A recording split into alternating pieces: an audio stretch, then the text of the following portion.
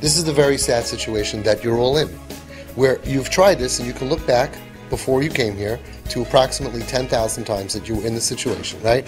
When they do something wrong and you give them criticism, whether you do it with a smile or not, even with a smile, right, does it work? Did it work for you? Yes or no? No. Doesn't work. So, at the same time that it doesn't work, you're mazik the nefesh hayeled. You damage them, and that causes more bad behavior. So, choice one is, don't say anything. Because what am I asking you to give up on? I'm telling you that over the next 5 years, instead of criticizing 300 times, and not accomplishing anything, and having a more broken kid who comes to the conclusion that my parents don't understand me, they don't love me, they don't want me, they don't like me, I'm a mess up, I'm a screw up, I'm bad, because either they are angry at you or they're angry at themselves. Which one is better? The worst is when they turn on themselves, and they already have a low self-esteem, and then they have a crushed self-esteem. I'm a loser, you're right, I'm a loser, I'm an idiot, I'm dumb, and then their whole life is gone. Okay? So option number one is, if you see that when you give your kid musar and teichacha and criticism and ideas, he accepts it, fine, regular kid. I'm not talking about that. But if you try 5, 10,000 times when they mess up to do that, and you see that it doesn't accomplish, and they get rage, anger, pain, frustration, door slamming, then you're not, kashem shemitzvah loimer davish anishma, kach mitzvah loimer davish shaloi loimer davish shaloi nishma. The same way it's a mitzvah to say something that a person will hear, it's a mitzvah to not say something that a person will not hear. You're mazik your own child. So when you're talking to his head, but you're taking a bat and you're breaking his knee. You're breaking the nefesh hayeled, the esteem of the child. He feels worthless, right? And that creates more problems. So step number one is, if you don't know, if you can't talk logic, don't do anything. Because in 5 years from now, you're going to have a way healthier child by not giving bad, damaging chinuch than by giving bad, damaging chinuch where you lost the battle and you lost the war. Right? Option two is to first approach, make sure that you don't damage the nefesh hayeled. And then see, maybe the next day, say, we'll talk about it tomorrow. Because I find that whenever it's the moment, even regular kids, but even regular adults, people can't listen, right? So in Home Sweet Home, and I'm talking from experience, my rule was, I could say it now because I closed, I didn't tell this to them then. Whatever they asked me that was against the rules, I said yes, but not next time. And they all said, okay, fine, and they did it now because they got it into their head. Like they had to be my Shabbos, right? And they were not allowed to be in Home Sweet Home for Shabbos. And they were my guests, and that was the way I set it up, and we treated them like royalty every week by my house, my friends, and the new kids in the beginning would always say, because they didn't want to be by my house. First of all, because it's a rule, so right away I don't want to listen to you. Second of all, because then you got to be by a meal. I just want to be in the house. But there was no supervision there, and I didn't want it open, and I had my reasons. So what are you going to do? It gets into his head. He says, can you do me a favor? I don't feel well. I have fever. I worked the whole day. It's like you're picking them up in 10 minutes. They wait till the last minute. Please, can I stay here for Shabbos? What are you supposed to do? I have a program. I have rules. I have good reasons, right? So I lost that battle already. I knew it. Because anything that they would ask me for, in their mind, I already lost that battle. It's never going to happen. So I'm worried about, I don't care about making an exception. I'm worried about the other 51 Shabbosim of the year. Right? And I don't need all of them either. If I get 40, I'm happy. So I told him, listen, I see that you have your mind made up. You know that it's against the rules. You know that I'm bending over backwards. Promise me you're just going to stay in, you'll watch TV, you'll do what you do here, and you're not going to make a party and burn down the house. No, I promise you, I just need a break, I'll be so good. And in the future, can I have your word? Okay, you're going to follow the program? They always say yes, because it's the pressure of now, not because they're manipulating me. They really, MS, want to be good. They didn't come into my program to screw up. Like if Steinman says, no kid comes to school to get thrown out of class. People are angry at them. Oh, that's what you gave me for. No, nobody comes to be a loser. Nobody comes to be chutzpahdik. And they didn't come to get thrown out of the program. It was just too hard for them sometimes. So I respected them by saying, you know what? I see that this is what you're going to do now. In the future, can you not do that? And most of the time they won't. And every once in a while they'll really, again, need to. And I'll say, okay, I'll make an exception for you. I made exceptions all the time. So the second plan is to first take care of the nefesh ha'adam. Take care of the nefesh ha'yeled. Be polite, be sensitive, say, you know what, we'll discuss this tomorrow. No anger, because you have to make sure you don't have anger. Like the Nesiv Shalom says, when you're angry, it's like ki'ilu oved avodah zarah. How do you expect to do chinuch for Hashem in the middle of worshiping idols? Can you imagine? You take out your idol, you're bowing, chinuch, I have to be mechanech you right in the middle of, firstly, you're probably not allowed to talk during avodah zarah davening, right? And in the middle of bowing down to this big idol, I'm going to do chinuch for Hashem. I'm going to be matzliach with my kids. So if you're angry, it's no good. So you tell your kid, you know what? You stole the car, you bashed it up, whatever. First, give me a hug. I love you. You protect nefesh ha'yeled. There is an issue, right? Don't worry about it. We're going to get through this together. We'll deal with this tomorrow. This way, you're calm, he's calm, you protect the nefesh. The next day, you say, okay, so this is done already, right? In the future, can we work on this together? You'll get the best deal from them. They're always going to offer their best deal. And they're not going to always do it. But what else do you want? This is the most you're going to get from this child, is that they're going to put their best foot forward to tell you, you're right, I'm sorry, I shouldn't have done it. In the future, I'll try better. And they will try better. And they'll do the best they can. And if they can't do better, then they're not going to do better anyway. So it takes all the anger and everything out of the table. At least, if you're hoping to accomplish something, you're not going to destroy the person. Because if you destroy your kid, you end up with a bigger problem, costing you way more money, sleepless nights, blah, blah, blah. So it's not just about the kid. Be selfish. Don't ruin your kid's life, because they will ruin your life. Right? We can attest to that. Okay? But there's a third part. The third part is really deep. The third part is recognizing that at that moment, you have an opportunity. Because at that moment, you can reach deeper into the broken self of the child than you can when they don't mess up. Actually, in 5 years from now, you're going to look back when your kid is Be'ezrat Hashem, super healthy and healed in all ways with Hashem's help.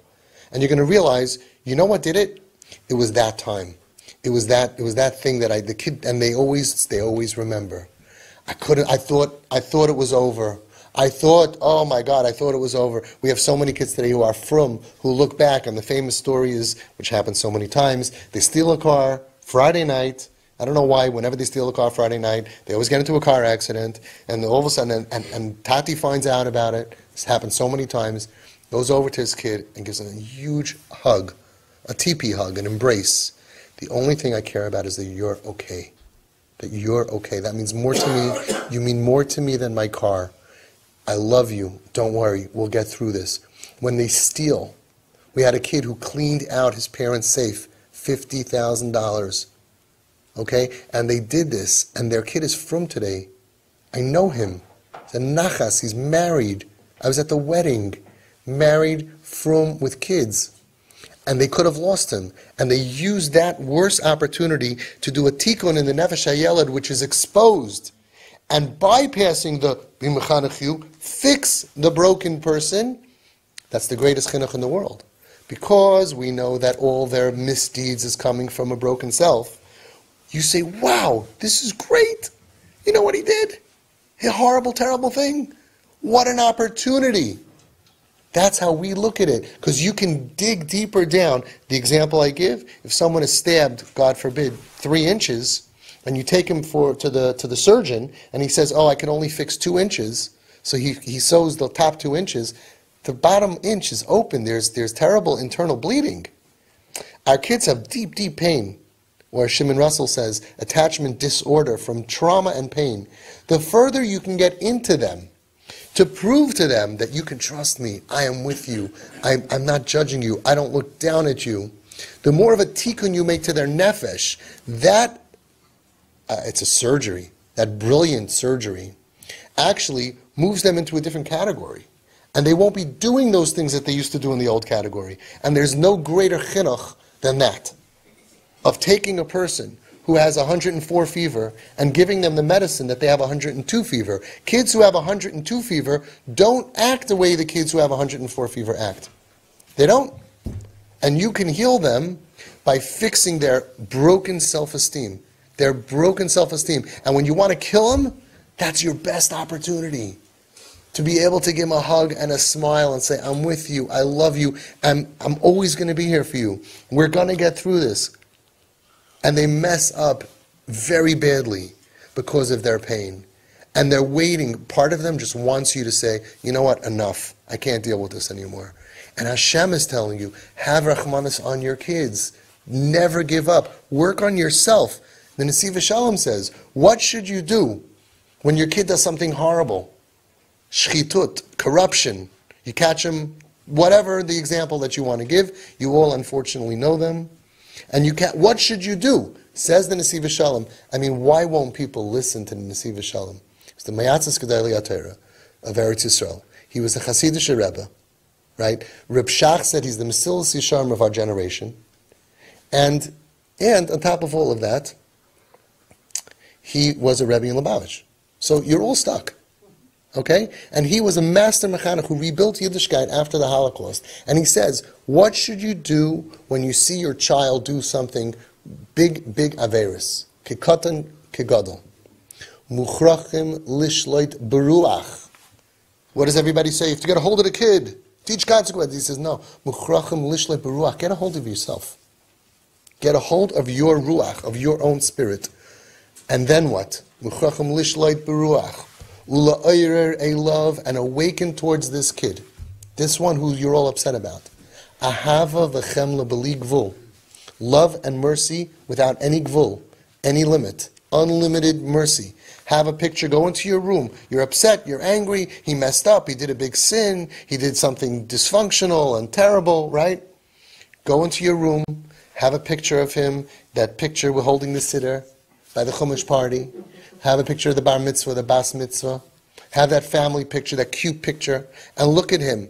And be ma'oyer in yourself, awaken in yourself towards the child, ahava, v'chemla, love and compassion, b'li gvul. Unlimited. Even more than you felt to him until now. That's the medicine.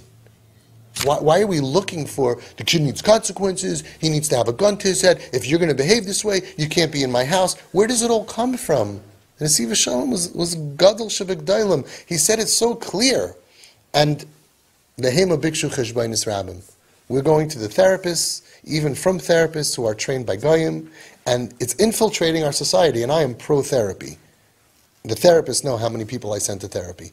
But in this concept about how to deal with a child, we have Rabbanim, we have a Torah, right? This is an opportunity. Muchrachim lishleit baruch, and you're going to say, hang on, how does that help my kid exactly? Right? I caught my kid on Pesach.